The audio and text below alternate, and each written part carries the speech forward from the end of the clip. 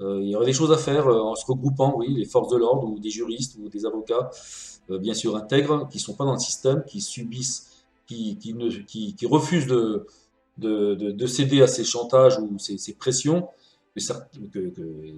qu'on reçoit. Enfin, dès lors on veut aller contre le système, c'est évident qu'on reçoit ces pressions, j'en suis témoin. Donc j'imagine de loin que peut-être mon avocate qui devrait me défendre pour un tribunal administratif pour ses suppressions de salaire depuis tant de temps, eh bien, elle a reçu des pressions, j'ai plus de nouvelles. Donc, et ça avance pas. Voilà, elle était pourtant sympa, mais et je vois que c'est pour tout pareil. Alors, ils en sont toujours là, à cibler les gens qui sont dangereux pour le système. Eh bien, ils utilisent tous les moyens. Donc, il faut savoir aussi, moi je suis borné, donc apparemment, je lâcherai pas, quoi, c'est tout, hein. Et je pense qu'on peut y arriver de cette manière-là. Ne pas céder au chantage, euh, ne, ne plus avoir peur de perdre son bien, euh, voilà, donc, et son confort. On verra bien à la fin, mais je pense que si on fait ça, finalement, on retrouvera tout. Sinon, ils vont nous mettre là où ils ont décidé de nous mettre, dans un coin, et qu'on fiche la paix à tous ces gens-là. Et là, par contre, je crois que pour l'avenir, nos enfants ne seront pas à l'abri, hein. Ça va être le pire. Le pire pour eux, c'est tout ce qu'on va leur laisser.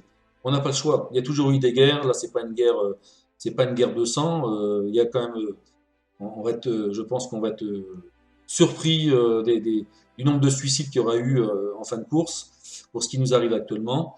Donc c'est pas drôle, mais il faut aller au bout et puis faire éclater tout ça, quoi.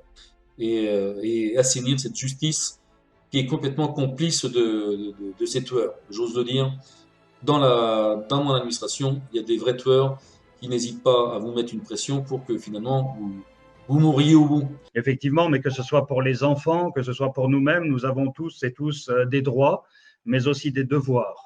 Et quelque part, j'en appelle au devoir de vous qui nous écoutez, les valeureuses et valeureux, que vous soyez des magistrates ou des magistrats ou encore des forces de l'ordre. Je suis désolé de venir avec un sujet aussi difficile que ça, mais c'est pourtant la réalité.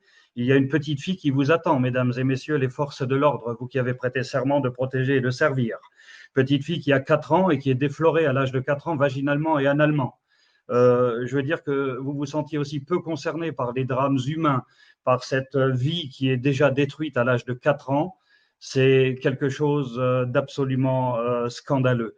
Je crois que Yuna a absolument besoin de votre aide, vous qui avez prêté serment et de vous toutes et tous qui pouvez nous entourer pour soutenir la cause de ces pauvres gosses.